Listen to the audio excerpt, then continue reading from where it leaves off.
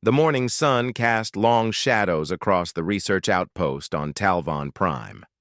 Dr. Hyun-woo stood at the window of the medical lab, watching the purple grass sway in the wind. He had been on this frontier world for 8 months now, studying the local wildlife. The planet was beautiful, but lonely.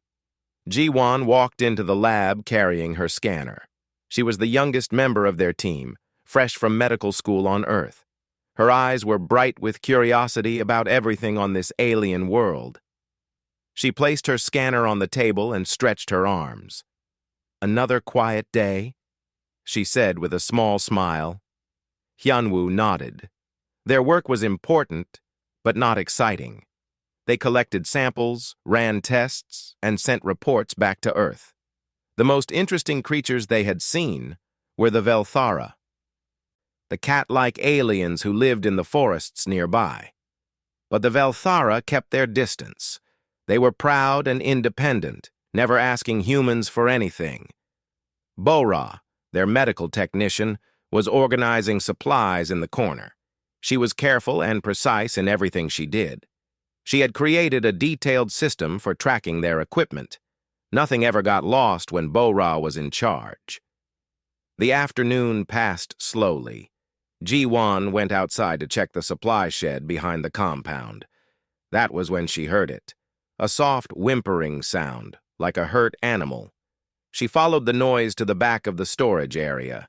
There, huddled between 2 metal crates, was a Velthara cub. Ji-won's breath caught in her throat. She had never been this close to a Velthara before. The cub was small, maybe the size of a large dog. Its fur was silver gray with dark stripes. But what caught her attention was the blood. The cub's front leg had a deep cut, and the fur around it was matted with dried blood. The wound looked infected. The cub stared at her with large golden eyes. It tried to back away but couldn't move well. It was too weak. Ji-won slowly reached for her communicator. "Hyun-woo, come to the supply shed, now, and bring the medical kit." 5 minutes later, Hyun-woo and Bo-ra arrived. They all stood looking at the injured cub. The animal trembled, clearly terrified of them. "We should contact Administrator Da-yoon," Bo-ra said quietly. "There are protocols about interfering with local species." Hyun-woo knelt down, studying the wound from a distance. "That infection is bad. Without treatment, this cub might die." "The Velthara don't trust us," Bo-ra continued. "If we touch their young, it could cause problems." Ji-won looked at the cub. Its breathing was rapid and shallow. "We can't just leave it here to suffer." Hyun-woo was silent for a long moment. He thought about the rules, about the protocols, about the reports he would have to file. Then he thought about the small creature in pain in front of him. He made his decision. "Bo-ra, get the medical kit. Ji-won, help me get the cub inside." They worked carefully. The cub was too weak to fight much, but it made small crying sounds that broke their hearts. They brought it into the medical lab and placed it on an examination table. Hyun-woo put on gloves while Bo-ra prepared instruments. "We need to clean the wound first," Hyun-woo said. "Then antibiotics. Ji-won, can you hold the leg steady?" The next hour was tense. They cleaned the deep cut carefully, removing dirt and dead tissue. The cub whimpered, but seemed to understand they were trying to help. Bo-ra mixed human antibiotics with synthesized compounds that might work better with alien biology. They had studied Velthara physiology from a distance, but had never treated one before. Hyun-woo stitched the wound closed with steady hands. Then they wrapped the leg in clean white bandages. The cub lay still on the table, exhausted. "What now?" Ji-won asked. "We let it rest for a few hours," Hyun-woo said. "Give the antibiotics time to work. Then we release it near where you found it." They took turns watching the cub. It slept deeply, its chest rising and falling. By evening, the infection's fever had broken. The cub opened its eyes and looked around. It seemed less frightened now. As darkness fell, they carried the cub back outside. Jiwon placed it gently on the ground near the supply shed. The cub stood on shaky legs, testing its bandaged limb. It looked back at them once with those golden eyes, then limped away into the purple grass. The three humans stood in silence. "Did we do the right thing?" Bo-Ra asked. Hyunwoo didn't know how to answer. "We saved a life. That has to count for something."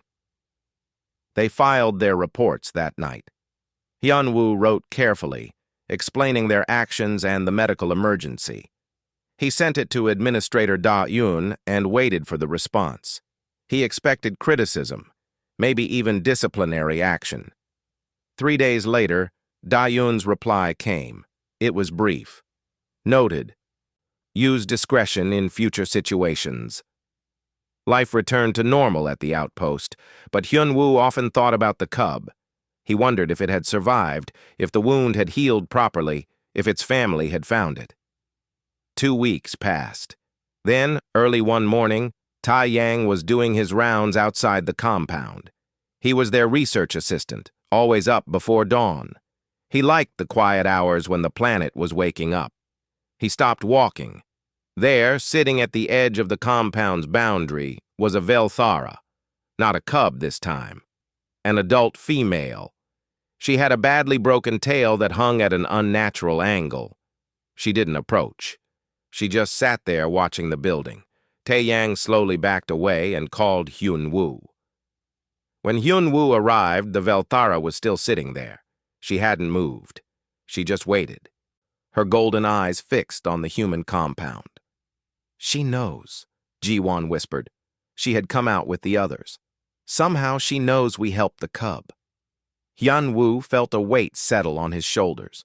He understood what this meant. Word had spread among the Velthara. They knew that the humans could heal wounds. This wouldn't be the last visitor. "Get the medical supplies," he said quietly. As Bo-Ra went back inside, Hyunwoo looked at the waiting Velthara. He thought about protocols and rules and non-interference policies.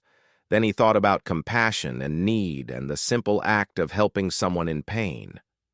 He walked slowly toward the injured alien, his hands open and empty to show he meant no harm. Behind him, Jiwon smiled. She knew that everything was about to change. They all did. That one small act of bandaging a cub's scratch had opened a door that could never be closed again. The Velthara female watched him approach, and in her eyes he saw something he hadn't expected. Hope. The adult female Velthara's name was Siltha. They learned this over the following days as they treated her broken tail. She didn't speak their language, and they didn't speak hers, but somehow they communicated. She would tap her chest when she wanted them to understand it was her name.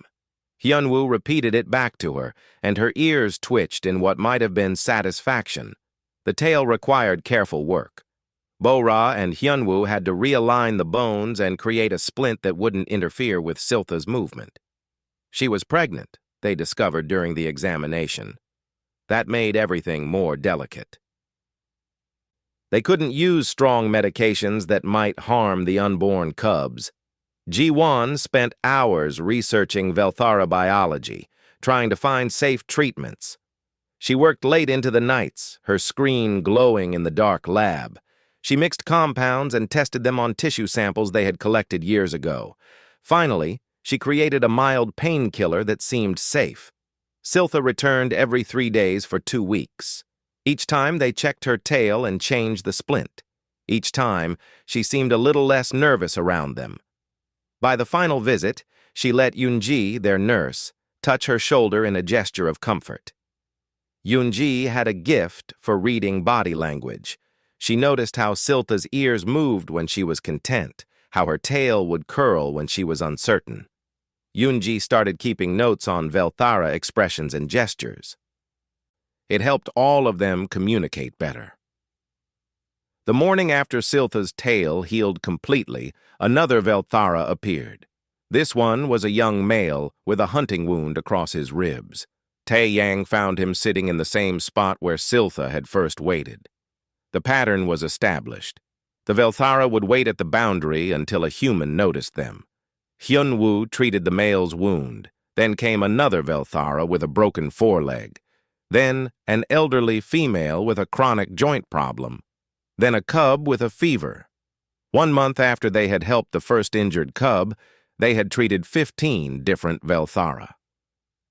"We need to organize this better," Bo-Ra said one evening.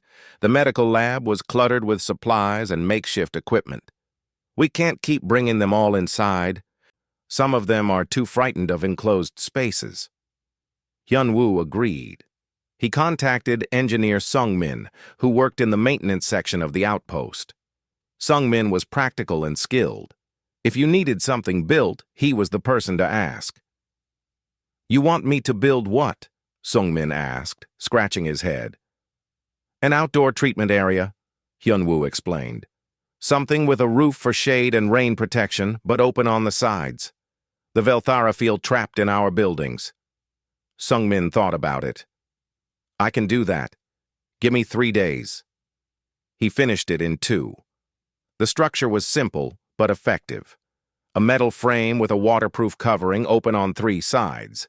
Inside, he installed a raised platform that could serve as an examination table. He even added some lighting for nighttime treatments. The Velthara seemed to prefer it. They approached the open structure more easily than they had approached the building. Word continued to spread. Yoonji started keeping a medical database. She recorded each Velthara patient, their symptoms, treatments given, and outcomes. She drew detailed diagrams of their anatomy. The database grew thicker every week. "Look at this," she showed Hyun-woo one afternoon. "This is Rikthar, the first cub Ji-won found. He's been back twice with minor injuries. And this is his mother, Siltha. And these 3 are from their clan. They tell the others about us." "How many clans are there?" Hyun-woo asked. "We've identified 7 so far," Yoonji said. "But I think there are more. Some Velthara are traveling from very far away." That worried Hyun-woo. He sent another report to Administrator Da-eun, requesting more medical supplies and possibly additional personnel. They were becoming a clinic without planning to. His small research team wasn't equipped for this. Da-eun's response came quickly this time. "Request approved, additional supplies being shipped, no personnel available currently, monitor situation closely." The supplies arrived 2 weeks later. Boxes and boxes of medical equipment, antibiotics, bandages, surgical tools. Tae-yang and Sung-min spent a whole day organizing it all in the new outdoor treatment area. But even with more supplies, they were stretched thin. Hyun-woo was exhausted. Ji-won had dark circles under her eyes from lack of sleep. Bo-Ra's hands trembled slightly from fatigue. Only Eunji seemed to have endless energy, perhaps because she loved the work so much. Security Officer Min Seo started expressing concerns. She was responsible for the safety of the outpost. The growing number of Velthara gathering near the compound made her nervous. "What if there's a conflict?" she asked Hyun-woo. "What if the Velthara clans fight each other here? What if they decide we're a threat?" "They're coming for help, not to fight," Hyun-woo said. "For now," Min Seo replied. "But you're changing their culture. That always has consequences." She was right, but Hyun-woo didn't know what else to do. Stop treating them? Let them suffer? He couldn't do that. The consequences came faster than anyone expected. A young Velthara named Thressa arrived one night, bleeding heavily from claw marks across her back. The wounds were deliberately made, not from an accident or a hunt. Someone had attacked her. Through gestures and Yoonji's growing understanding of Velthara communication, they learned what had happened. Thressa had been punished by her clan elders for seeking human help. In Velthara culture, asking for aid was shameful. It showed weakness. The elders wanted to stop their people from coming to the humans. Ji-won was furious as she treated Thressa's wounds. They hurt her for wanting medical care? That's barbaric. It's their culture, Bo-Ra said quietly. We don't understand it fully. I understand enough, Ji-won snapped. I understand that she was in pain and needed help, and her own people attacked her for it. Hyun-woo felt the weight of responsibility crushing down on him. Min-seo had been right. They were causing conflict in Velthara society. But what was the alternative? That night, he couldn't sleep. He walked outside and found Tae Yang sitting near the treatment area, looking at the stars. Can't sleep either? Tae Yang asked. Hyun-woo sat down beside him. Did we make a mistake? That first cub, maybe we should have left it alone. Tae Yang was quiet for a long moment. Do you remember the first surgery you ever performed? Of course. Did anyone tell you it was shameful to save that life? No, but... Then why should the Velthara feel shame? Tae Yang said. Their culture says asking for help is weak. But maybe their culture is wrong about that. Maybe we're showing them a different way. Hyun-woo wanted to believe that. He wanted to think they were doing good. But he kept seeing Thresa's wounds in his mind.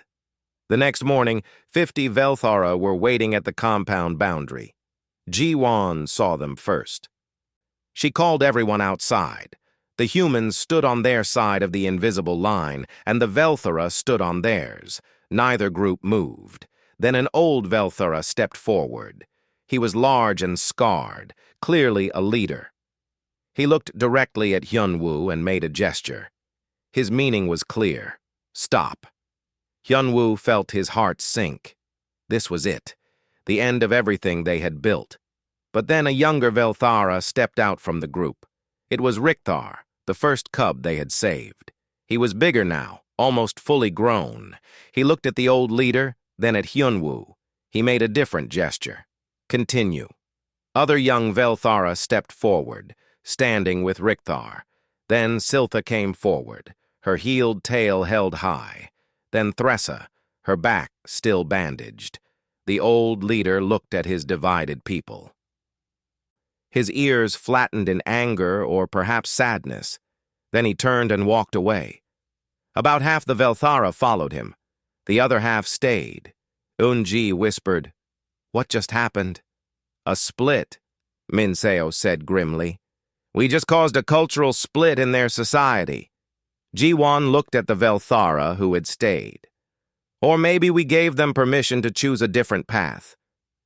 Hyun-woo didn't know which interpretation was correct. Perhaps both were true. He only knew that there was no going back now. The door had been opened, and the future was uncertain. 2 months had passed since the split. The outdoor treatment area was busy from dawn until dusk. Velthara from clans they had never seen before arrived daily. Some had traveled for many days across dangerous territory to reach the human compound. Yoonji's database had grown to include over 200 individual Velthara patients. She had mapped out the locations of 12 different clans. The furthest travelers came from the northern mountains, a journey that took 5 days on foot. We're not just a local clinic anymore, Bo-ra said, looking at the waiting Velthara outside. We're becoming a regional medical center. Hyun-woo knew she was right. What had started as one act of compassion had grown into something much larger than anyone had imagined. The problem was that his team was still just 6 people trying to handle the medical needs of hundreds. Late one evening, a young male Velthara was carried in by 3 others. He was unconscious and bleeding heavily from his abdomen. The other Velthara placed him on the examination platform and stepped back, their eyes wide with fear. Hyun-woo examined the wound quickly. It's deep, very deep. Internal damage, probably to major organs. Ji-won, prepare for surgery. Bo-ra, I need you here. Yoon-ji, get every light we have focused on this platform. The other Velthara watched as the humans worked. They had never seen a surgery before. Their traditional medicine didn't include cutting open the body to fix what was inside. If an injury was this severe, the Velthara usually died. It was accepted as natural. But the humans didn't accept it. Ji-won had spent months studying Velthara anatomy. She had dissected specimens of Velthara creatures that had died naturally. She had created detailed charts of their internal organs. Now that knowledge was needed desperately. "The bleeding is coming from here," she said, pointing. "We need to seal this vessel first, or he'll die before we can fix anything else." Hyun-woo's hands moved with practiced skill. He had performed hundreds of surgeries on humans. Velthara anatomy was different, but the principles were the same. Stop the bleeding, repair the damage, close the wound, keep the patient alive. 3 hours later, the young Velthara was breathing steadily. The wound was closed. The internal bleeding had stopped. He would survive. The watching Velthara stood in silence. Then, one by one, they touched their foreheads in what Yoonji had identified as a gesture of deep respect. Through a combination of gestures and drawings, they learned that the young male's name was Kethrin. He had been in a territorial fight with another clan. The wound should have killed him. In normal circumstances, it would have. Kethrin recovered slowly over the following weeks. He stayed near the compound, sleeping in a shelter that Sung-min built. Every day he watched the humans work. He seemed fascinated by what they did. "He wants to learn," Yoonji said one day. "Look at how he pays attention to everything we do." She was right. Kethrin observed every treatment. When they bandaged a wound, his eyes followed their hand movements. When they mixed medicines, he leaned closer to watch. "Do you think we could teach them?" Ji-won asked Hyun-woo. The question lingered in the air. Teaching the Velthara human medical techniques would be a massive interference in their culture. It would change their society forever. But not teaching them meant the Velthara would remain dependent on human help. Before Hyun-woo could decide, another crisis arrived. A group of Velthara brought a small cub who wasn't breathing right. Her chest made horrible wheezing sounds with each breath. Her lips were turning blue. "Genetic defect," Ji-won said after examining her. "The lung didn't form properly. She'll die without surgery to correct it." This was different from treating injuries. This was intervening in natural selection. If this cub had been born with this defect in the wild, she would have died young. That was nature's way, but Ji-won was already preparing instruments. "I'm not letting her die if I can help her." The surgery took 5 hours. It was delicate work, reshaping the malformed lung tissue and creating proper airways. Bora assisted, her steady hands never shaking despite her exhaustion. When it was finished, the cub breathed normally for the first time in her life. Her mother, watching from the side, made a sound that needed no translation. It was gratitude that transcended species. That surgery became legendary among the Velthara. They called it the breath gift. Stories spread from clan to clan about the humans who could give life to cubs that nature had marked for death. The flow of patients increased even more. Hyun-woo sent an emergency message to Administrator Dayun. "We need help. We need more personnel, more supplies, more everything. This has grown beyond what we can handle." Da-yoon arrived in person 3 days later. She was a tall woman with gray hair and sharp eyes. She spent 1 full day simply observing the clinic operation. That evening, she sat with Hyun-woo in his office. "You've created something remarkable here," she said, "and something problematic." "I know," Hyun-woo replied. "We're violating non-interference protocols every single day." "You're also saving lives," Da-eun said. "Earth headquarters is conflicted. Some officials want to shut this down completely. Others think this is humanity's greatest achievement in alien relations. What do you think?" Da-eun was quiet for a moment. "I think you can't put medicine back in the bottle. The Velthara know now that disease and injury don't have to mean death. You can't take that knowledge away from them. So what do? "We formalize this," Da-eun said. "I'm authorizing the construction of a proper medical facility. I'm requesting 6 additional medical personnel from Earth. and I'm proposing a training program. Training program? Teach them, Dayun said simply. Teach the Velthara to perform their own medical care. That way they won't be dependent on us forever. It allows them to maintain cultural independence while benefiting from medical knowledge. Hyunwoo felt hope for the first time in weeks. That could work, but the traditionalist clans won't like it. The traditionalist clans don't like any of this, Da-un said.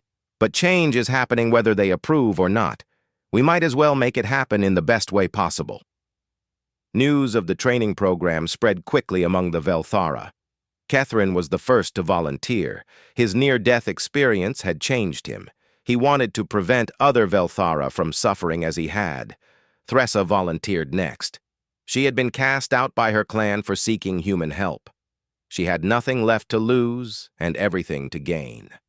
Then Rikthar volunteered, the first cub they had ever saved.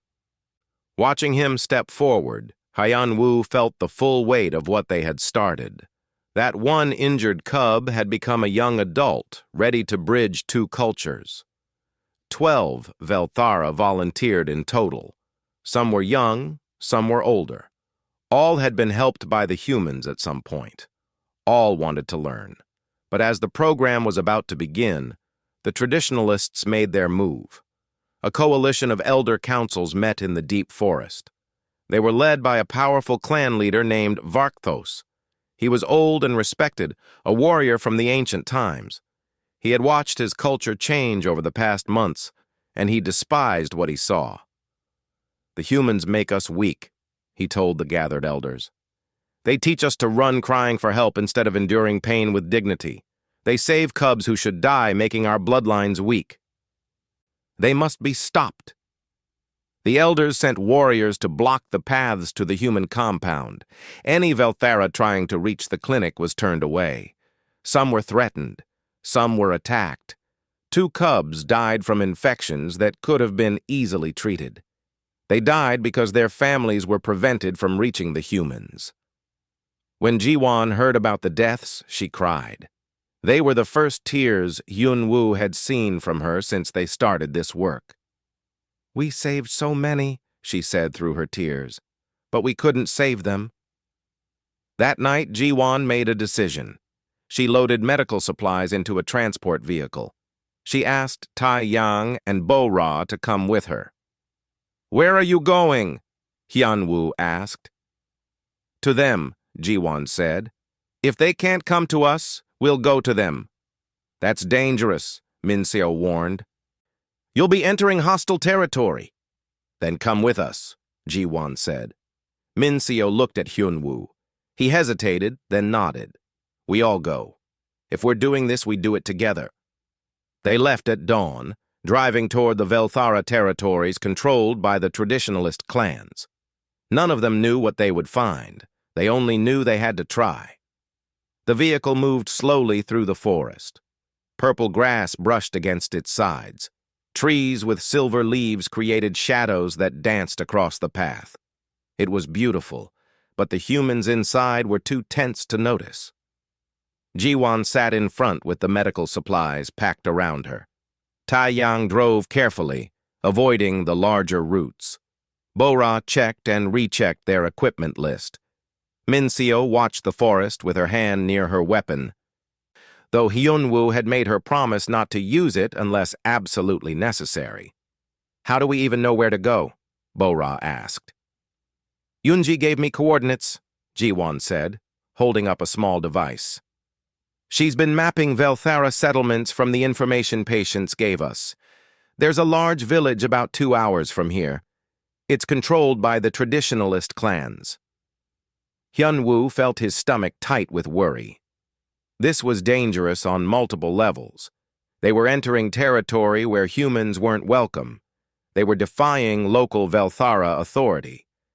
If things went wrong, people could die. But he thought about the 2 cubs who had died from preventable infections. He thought about all the Velthara suffering because they were too afraid to seek help. Sometimes safety wasn't the most important thing. They reached the village by mid-morning. It was larger than Hyunwoo had expected. dozens of structures built from woven branches and dried mud. Velthara moved between the buildings, stopping to stare as the human vehicle approached. Ji-Won opened the door and stepped out. The others followed. A crowd gathered. Velthara of all ages came to look at the humans. Their expressions were hard to read. Curiosity, anger, fear, probably all three. "Is anyone hurt?" Ji-Won called out. "We brought medicine. We can help." Silence. The Velthara looked at each other but didn't move. Then a young female stepped forward. She was limping badly. Her leg had a wound that looked days old, swollen and infected. "I can fix that," Ji-Won said gently. "May I?" The young female glanced at the others, then nodded.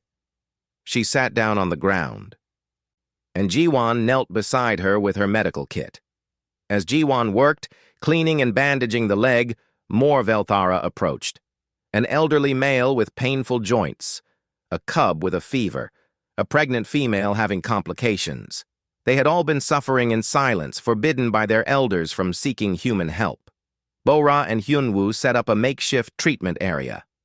Taeyang organized the supplies. For the next 2 hours, they worked steadily, treating patient after patient. The Velthara watched in amazement. They had heard stories about human medicine, but seeing it was different. They watched infections clear. They watched pain disappear. They watched wounds close and heal. Then the warriors arrived. There were perhaps 20 of them, led by a massive Velthara with scars crossing his face and arms. This had to be Varkthos. He radiated authority and anger. The warriors surrounded the humans. Velthara, who had been receiving treatment, backed away quickly. Varkthos spoke in the Velthara language. His tone made translation unnecessary. He wanted them gone. "We're just helping people," Ji-Won said, standing up to face him. "We're not hurting anyone." Varkthos spoke again, louder this time. He gestured at the medical supplies with disgust. Minseo moved closer to Hyunwoo. "We should leave. This is getting dangerous." But Ji-Won didn't move. "No, look at them." She pointed at the Velthara they had been treating. "They need help. Their elders are letting them suffer for pride." "Their culture, their rules," Minseo said. "Since when is suffering a culture?" Ji-Won shot back. Varkthos raised his hand. The warriors moved closer, their claws extended. The message was clear. Leave now or face consequences. Hyunwoo stepped forward, placing himself between Ji-Won and the warriors. "We'll go, but please, let us leave these supplies. Your people need them." Varkthos's eyes narrowed. He spoke again, his voice like gravel. Yoonji had taught them some Velthara words. Hyunwoo caught a few: weakness, corruption, tradition. Varkthos saw the humans as a disease infecting his culture. The situation was at a breaking point. The warriors were seconds away from attacking. The humans were trapped. Hyunwoo's mind raced, trying to find a way out that didn't end in violence. Then a voice called out from the crowd. A young Velthara warrior pushed through to the front. Hyunwoo recognized him. His name was Thex. His sister had been one of the early patients at the clinic. She had survived a severe infection that would have killed her without human medicine. Thex spoke directly to Varkthos. His voice was respectful but firm. The two Velthara faced each other, and the tension in the air changed. This was no longer just about humans. This was now a debate within Velthara society itself. Other young warriors stepped forward, standing beside Thex. Then some of the villagers. Then some of the Velthara who had just been treated. Varkthos looked around at his divided people. His ears flattened against his head in anger or perhaps disappointment. Thex spoke again, this time loud enough for everyone to hear. Though the humans couldn't understand all his words, Yoonji had taught them enough. They caught phrases: strength in accepting help, wisdom in learning, foolishness in refusing healing. Then Thex said something that made several Velthara gasp. Through their limited understanding and the reactions they saw, the humans pieced together his meaning. If refusing help makes us strong, then why are these soft-clawed humans who offer it stronger than we are? The question hung in the air like smoke. Varkthos had no answer. He looked at the humans, at his own warriors who had sided against him, at the villagers who had gratefully accepted treatment. He saw his culture changing before his eyes, and he was powerless to stop it. Finally, he spoke one word and turned away. The warriors who were still loyal to him followed. About half the group left with Varkthos. The other half stayed. The humans released breaths they didn't know they were holding. Thex approached them. He made a gesture that Yunji had identified as meaning thank you or perhaps respect. Then he pointed at the medical supplies and made another gesture. Permission. They could leave the supplies. The villagers would use them. That was too close, Minseo said as they prepared to leave.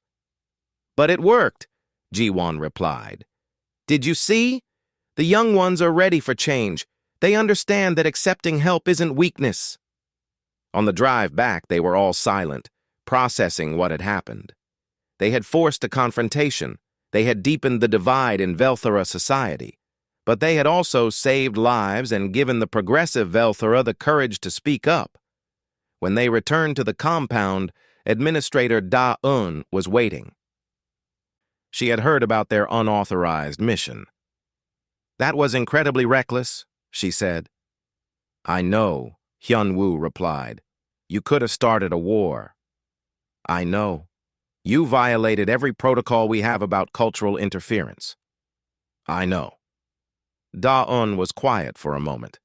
Then she said, You also saved approximately 30 lives today and gave the reformist Velthara a leader in Thex. Headquarters is going to hate this. But I'm approving it retroactively. Sometimes protocols are less important than doing what's right. That evening, Kethrin approached the compound. He had heard about what happened in the village. Behind him were 15 other Velthara, all young, all determined. Through gestures and their growing common vocabulary, Kethrin communicated their decision. They wanted to start the training program immediately. They wanted to learn human medicine, not in a month or a year, now. The split is complete, Yunji said, watching them. There are now two kinds of Velthara, those who cling to the old ways and those who embrace change. And we caused it, Bo-Ra added. No, Jiwon said firmly. We offered knowledge. We offered help. They chose. The split was their choice, their decision about what kind of society they want to be. Hyun-woo wasn't sure if that was true. Cause and choice were tangled together in complicated ways. But he knew one thing clearly. They had crossed a line today. There was no going back. The future of Velthara culture would be forever different because of human intervention. The question was whether that future would be better or worse.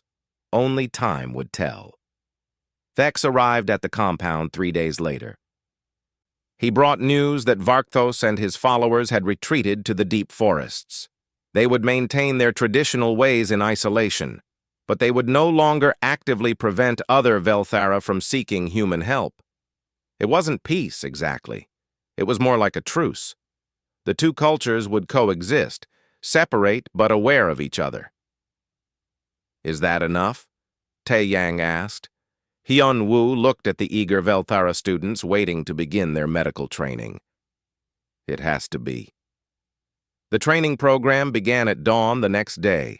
15 Velthara students sat in the outdoor treatment area, their golden eyes fixed on Jiwon as she began the first lesson. Medicine is about understanding the body, she said, using simple words and gestures. When you understand how something works, you can fix it when it breaks. Bo-Ra had created visual aids, drawings of Velthara anatomy based on Yunji's extensive research. The students leaned forward, fascinated by seeing their own internal structures mapped out in detail. Kethrin asked questions constantly. He remembered his own surgery, how Hyun-woo's hands had moved inside his body to stop the bleeding. He wanted to understand everything about how that had been possible. Thressa was quieter but equally dedicated. She took careful notes using a system of marks and symbols the Velthara used for record-keeping. Every evening, she would review everything she had learned that day. Thex had not come to learn medicine himself. He was a warrior, not a healer. But he attended some sessions to understand what his people were learning. He wanted to bridge the gap between the traditional Velthara and those embracing change. The first lessons covered basic topics: wound cleaning, bandaging techniques, infection recognition. The Velthara students learned quickly. Their hands were steady, their attention focused. "They're natural at this," Yunji observed to Hyun-woo. "Did you notice how precise their movements are? Their hunting instincts translate well to medical work." After 2 weeks of basic training, Ji-won moved to more advanced topics. She taught them about medications, about dosages, about the dangers of giving too much or too little. She taught them to recognize symptoms of common diseases. The Velthara brought their own knowledge, too. They knew plants that humans had never studied. Some had pain-relieving properties. Others could reduce fever. Still others helped with infections. "Show me," Ji-won said when Thressa mentioned a root that helped wounds heal. Thressa led them into the forest. She dug carefully at the base of a tree with silver bark and extracted a twisted root. Back at the compound, Ji-won analyzed it. The root contained compounds similar to human antibiotics but with some differences. "This is amazing," Ji-won said, her eyes bright with excitement. "This could work even better than what we've been using for Velthara patients." She began experimenting, combining Velthara traditional medicine with human techniques. Sometimes the combinations worked better than either approach alone. A paste made from the healing root mixed with human antibiotics cleared infections faster than either treatment individually. Catherine watched these experiments with intense interest. He started suggesting his own combinations. Some failed, but some succeeded brilliantly. He had an intuitive understanding of how different treatments might work together. "He's gifted," Hyun-woo told Da-eun during one of her regular check-ins. "In a few months, he'll be better at Velthara medicine than any of us." The training continued for 3 months. The students learned about surgery, about emergency care, about chronic conditions. They practiced on training models that Sungmin built. They observed human doctors working on real patients. Then came the day for their first independent treatments. A young cub arrived with a broken leg. Ji-won looked at Catherine. "You've seen me set broken bones dozens of times. Now you do it." Catherine's hands trembled slightly as he examined the cub, but his movements were sure. He felt the bone carefully, determining exactly where the break was. He realigned the pieces. He created a splint using materials in the way Ji-won had taught him. When he finished, Ji-won examined his work. "Perfect," she said. "You're ready." One by one, the students performed their first independent treatments. Some were simple, some were complex. All were successful. The graduation ceremony was simple. Administrator Da-eun presented each student with a medical kit. The kits contained essential supplies and tools adapted for Velthara hands. "You are now healers," Da-eun said through Yunji, who had become skilled enough at Velthara language to translate. "Use this knowledge to help your people." The 12 Velthara healers dispersed to different regions. Catherine stayed near the human compound, wanting to continue learning. Thressa traveled to the eastern territories. Others went north, south, west, carrying medical knowledge with them. Everywhere they went, things changed. A Velthara cub who would have died from infection survived. An elderly Velthara with chronic pain found relief. A pregnant female with complications delivered healthy cubs instead of dying in childbirth. Word spread about the Velthara healers. They were called Gentle Claws, like the humans, a title of respect. Clans that had been hostile to human medicine were more willing to accept help from their own kind. The change went deeper than medicine. The entire concept of asking for help began to shift in Velthara culture. If seeking healing wasn't shameful, maybe seeking other kinds of help wasn't shameful either. Maybe cooperation was strength, not weakness. Young Velthara started sharing hunting techniques instead of guarding them jealously. Clans began trading knowledge and resources instead of competing constantly. The fabric of Velthara society was being rewoven. Hyunwoo watched these changes with mixed feelings. Pride, yes, they had saved countless lives. But also worry, they had fundamentally altered an entire culture. What if the long-term consequences were bad? What if the Velthara lost something important in the process of gaining medical knowledge? He shared these concerns with Thex one evening. The young warrior had become a frequent visitor to the compound, serving as a liaison between humans and Velthara. Through their shared vocabulary and gestures, Thex responded. His meaning was clear. Every culture changes. The question is whether we change by choice or by force. You gave us choice. That is the greatest gift.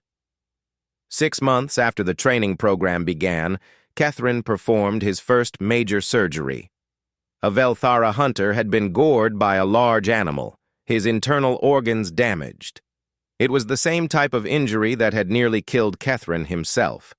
Jiwon stood nearby, ready to assist if needed. But Kethrin worked steadily, his movements confident. He stopped the bleeding. He repaired the damaged organs. He closed the wound.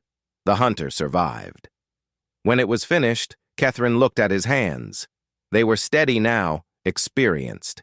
He had gone from patient to healer, from someone who nearly died to someone who could prevent death. "How do you feel?" Jiwon asked. Kethrin made a gesture that they had come to understand meant complete or perhaps fulfilled. The success stories multiplied. Infant mortality dropped dramatically in regions where Velthara healers practiced.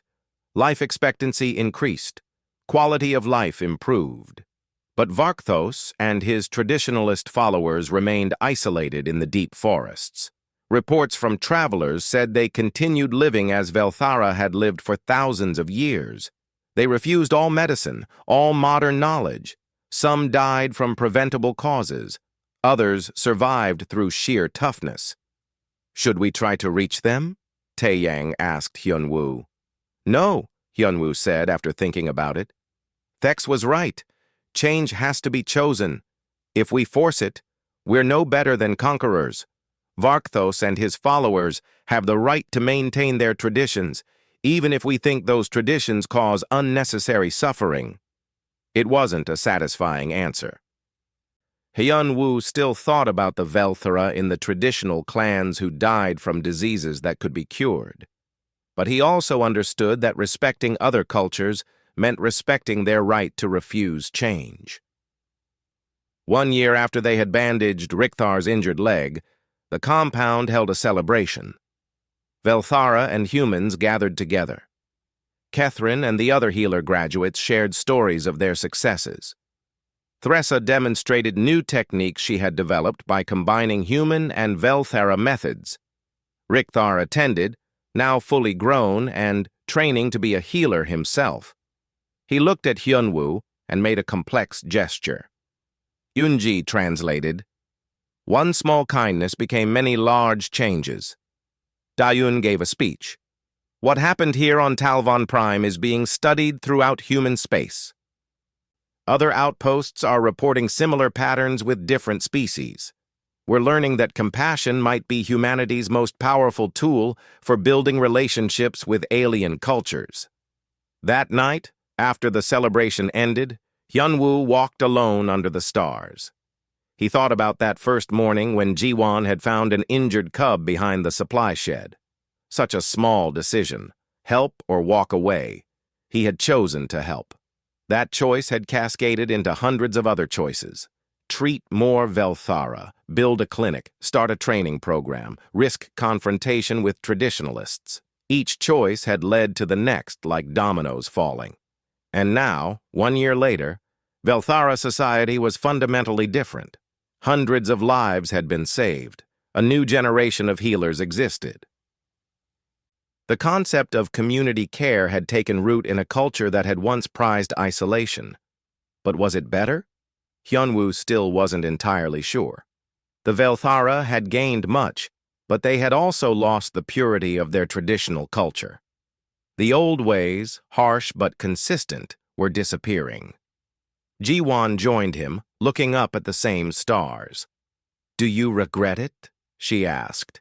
"If you could go back, would you leave Richthar's scratch untreated?" Hyunwoo thought about all the Velthara who were alive because of what they had done. He thought about Catherine performing surgery, about Thressa teaching others, about cubs who would grow up in a world where medicine existed. "No," he said finally. "I wouldn't change it. But I understand the weight of it now. Every act of kindness has consequences we can't predict." "That's true of everything we do," Ji-won said. "We can't control the consequences. We can only control our choices in the moment."